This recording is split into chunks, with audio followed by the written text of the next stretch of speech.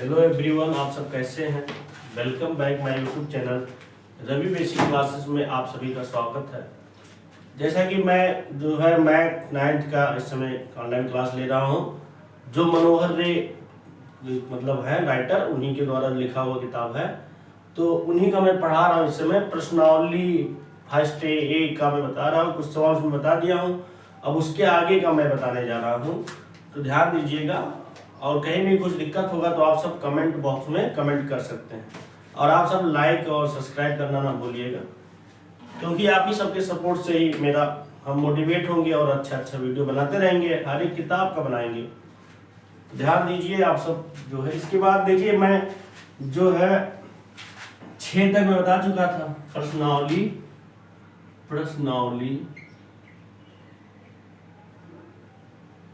1A 6 तक हो गया था, तो मैं 7वां क्वेश्चन जा रहा हूं बताने। इसमें से लिखा है यक्स के किस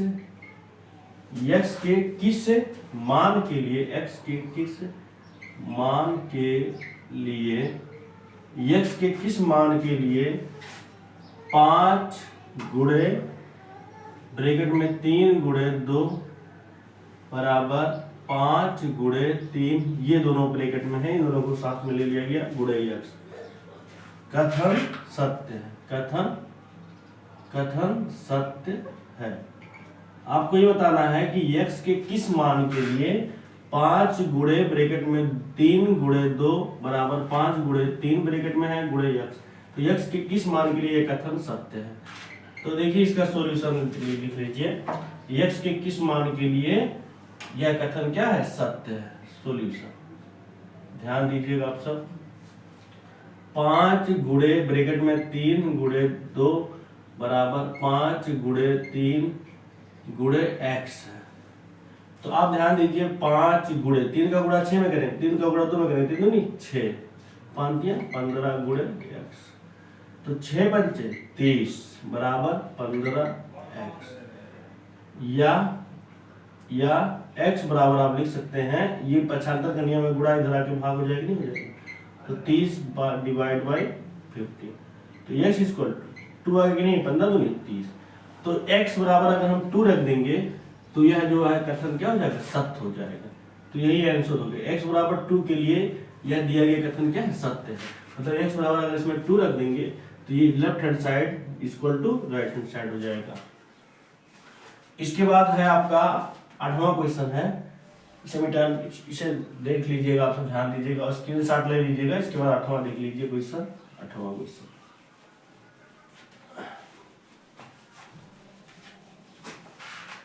कह रहा है कि पूर्णांकों में ऐसी कौन सी संख्या है जो स्वयं की योज्य प्रतिलोम होती है। पूर्णांकों में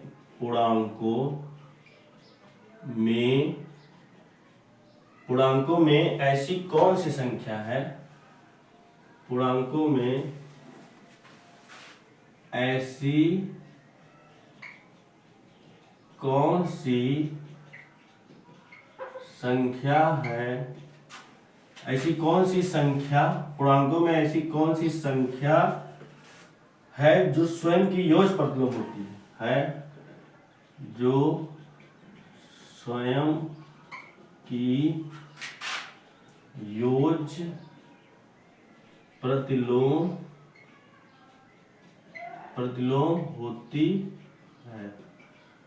तो आपको बताना है कि पूर्णांकों में ऐसी कौन सी संख्या है जो स्वयं की योज्य प्रतिलोम होती है। पूर्णांकों में ऐसी कौन सी संख्या है जो स्वयं की योज्य प्रतिलोम होती है। समझ में आया? आपको बताना है कि पूर्णांक आप जानते हैं कि पूर्णांक में जो है, देखिए इसका सॉल्यूशन है। पूर्णांक में धनात्मक संख्या आती है, ऋणात्मक संख्याएं आती हैं, और उसके बाद जो है जीरो भी आता है। तो पूर्णांकों में ऐसी कौन सी संख्या है जो स्वयं की योज्य प्रतिलोम है, अर्थात स्वयं की योज्य प्रतिलोम मतलब ये हुआ कि स्वयं की योज्य प्रतिलोम, अर्थात ऐसे पूर्णांकों में कौन सी संख्या है जिसमें कि उसी संख्या को जोड़ने पे उसका मान वही संख्या जाए। मैं बताया था कि कोई भी संख्या आपका योज्य प्रतिलोम मतलब ये योगात्मक प्रतिलोम से रिलेटेड है। किसी भी संख्या का योगात्मक प्रतिलोम वह संख्या होता है जिसको उसी में जोड़ने पर मान क्या हो जाए, 0 हो जाए। तो ऐसी कौन सी पूर्णांकों में ऐसी कौन सी संख्या है जिसमें कि उसी संख्या को जोड़ दिया जाए उसका मान 0 आ जाए? तो ऐसा शून्य ही तो है, शून्य ही तो ऐसा संख्या है, शून्य ही ऐसी संख्या है जिसको स्वयं में जोड़ दिया जाए अगर, तो उसका मान क्या हो जाएगा, 0 हो जाएगा। तो हम कह सकते हैं कि ये शून्य होगा। क्या होगा, शून्य होगा, क्योंकि शून्य में शून्य जोड़ दिया जाएगा, शून्य हो जाएगा, नहीं हो जाएगा। तो पूर्णांकों में ऐसी कौन सी संख्या है जो स्वयं की योग प्रतिलोम है? तो शून्य जो है अपने आप की क्या है, योग प्रतिलोम है, अर्थात शून्य की योग प्रतिलोम शून्य ही होती है, क्योंकि शून्य में शून्य जोड़ेंगे। किसी भी संख्या की योग प्रतिलोम वह संख्या होती है जिसको किसी में जोड़ने पे 0 हो जाए, मान 0 हो जाए। तो शून्य में शून्य जोड़ेंगे 0 हो जाएगा, नहीं हो जाएगा। इसलिए हम कह सकते हैं कि शून्य जो है ये स्वयं का योग प्रतिलोम है। 9वां क्वेश्चन है आपका कि यदि a एक समधन पूर्णांक है, यदि a एक समधन पूर्णांक है, यदि a एक समधन पूर्णांक है तो बताइए कि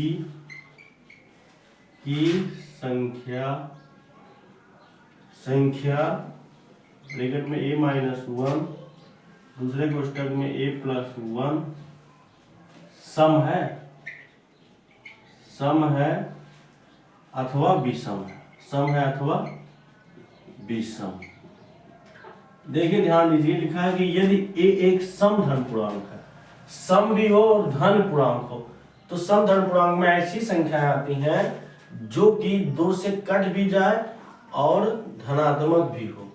ऐसे पूर्णांक जो कि 2 से विभाजित भी हो जाए और धनात्मक भी हो, तो ऐसे सभी संख्याओं को, ऐसे सभी पूर्णांकों को समधन पूर्णांक कहते हैं।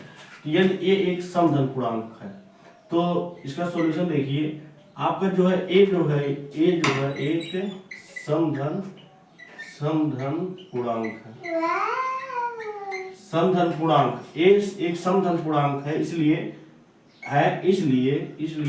a का जो मान होगा ये समधन पूर्णांक मतलब 2 से भी कट जाएगा और उसके बाद समधन पूर्णांक भी होना चाहिए। 4 हो जाएगा, 6 हो जाएगा, 8 हो जाएगा, 10 हो जाएगा, डाटा मतलब ऐसी सभी संख्याएं जो कि 2 से कट भी जाए और समधन पूर्णांक हो, 2 से कट जाए और धन पूर्णांक हो तो उसे समधन पूर्णांक कहते हैं। तो आपको देखना है कि क्या a बराबर 2, 4, 6, 8, 10 रखने पे इसका मान सम होगा कि असम होगा? तो आप देख लीजिए विषम, सम या विषम। तो a बराबर आप 2 रख लीजिए, इसलिए हम कह सकते हैं कि a बराबर 2 रखेंगे तो a-1 a+1, a बराबर 2 रख के देख लीजिए क्या ये सम आ रहा है कि विषम। तो a के स्थान पर 2-1 2+1, तो 2 में से एक जाएगा, 1 गुणे 3 बराबर 3 आएगा कि नहीं है? तो 3 क्या है, विषम है, विषम है कि नहीं है? क्योंकि जो चीज 2 से नहीं कट जाता वो विषम होता है। इसी प्रकार आपने क्या देखा कि a बराबर जब 2 रखे हम तो इसका मान आ रहा है, क्या आ रहा है, a-1 a+1 क्या आ रहा है, विषम आ रहा है।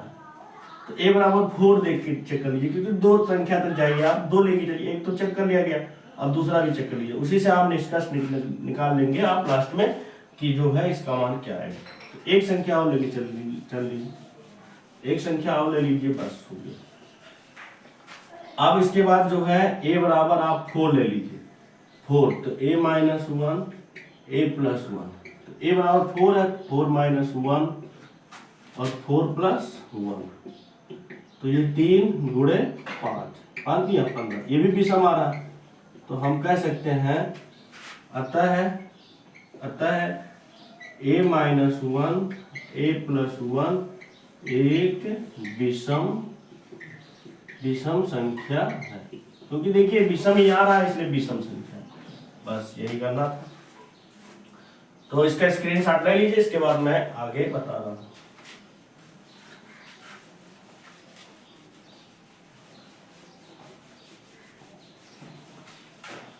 देखिए इसके बाद आ रहा है आपका 10वां क्वेश्चन आ रहा है, 10वां क्वेश्चन कि संख्या रेखा पर 5 और 7 का योग लिखिए। संख्या रेखा पर 5 और 7 का योग लिखिए। संख्या रेखा पर 5 और 7 का योग लिखना है। किस पर लिखना है? संख्या रेखा पर। तो देखिए इसका सॉल्यूशन, संख्या रेखा पर 5 और 7 का योग लिखना है। इसे संख्या रेखा बना लीजिए। आप क्या करिए, संख्या रेखा इसे बना लीजिए। संख्या रेखा बन गया ना इस तरह से। बीच में 0 रखिए और बीच में 0 रहता है, उसके बाद दाहिने साइड में धनात्मक रहता है। दाएं साइड में क्या रहेगा? धनात्मक, और बाएं साइड में ऋणात्मक। तो आपको जो है ये प्लस प्लस ही तो है, जोड़, इसके पहले प्लस, इसके पहले भी प्लस है, तो हमें धनात्मक की ओर जाना है और 5 में 7 जोड़ना है। तो हम देखिए यहाँ से यहाँ तक 1 हो गया, यहाँ से 2 हो गया, 3 हो गया, समान दूरी लेते हैं। 0 और 1 के बीच में उतना ही दूरी होना चाहिए। यहाँ 4 हो गया, यहाँ 5 हो गया, यहाँ 6 हो गया, यहाँ 7 जाओ, 6 7 हो गया, उसके बाद 8 हो गया। इसी प्रकार जो है 9 हो गया, 10 हो गया, आगे बढ़ते जाइए। या तो थोड़ा इधर लिख दे रहे हैं हम, देखिए अच्छे से। इस तरह से यहाँ पर संख्या रेखा बना रहे हैं, संख्या रेखा यहाँ बना दे रहे हैं। यहाँ 0 हो जाएगा, यहाँ 1 हो जाएगा, 2 हो जाएगा, 3 हो जाएगा, 4 हो जाएगा, 5 हो जाएगा, 6 7 8 9 10 11, उसके बाद यहाँ 12 हो जाएगा। हो गया कि नहीं हो गया? देखिए आपको क्या करना है कि पहले 0 से 5 तक जाना है, क्योंकि 5 और 7 का योग निकालना है। पहले 0 से लेके 5 तक जाइए, 0 से लेके 5 तक, 0 से 5 तक गए, फिर 5 में 7 जोड़ना है। 5 के बाद कितना कदम चलना पड़ेगा? 7 कदम। 1 कदम, 2 3 4 5 6 7 कदम। तो 5 के बाद 7 कदम और चलना है। तो हम देख रहे हैं कि इन दोनों का योग कितना आ गया? इन दोनों का योग, पूरी जो संख्या बनी है इस तरह से, ये जो संख्या बन गई है, इनका योग जो है आ गया 5 + 7 = 12 हो गया कि नहीं हो गया? ये यहाँ से आता है कि आप 5 कदम चले, यहाँ से आता है 7 कदम, इन दोनों को जोड़ दिया गया, 12 कदम हो गया कि नहीं हो गया? तो इस तरह से 5 और 7 का जो योग होगा ये संख्या रेखा पे 12 आ गया। तो हमें उम्मीद है कि आप सबको समझ में आया होगा। Thank you so much.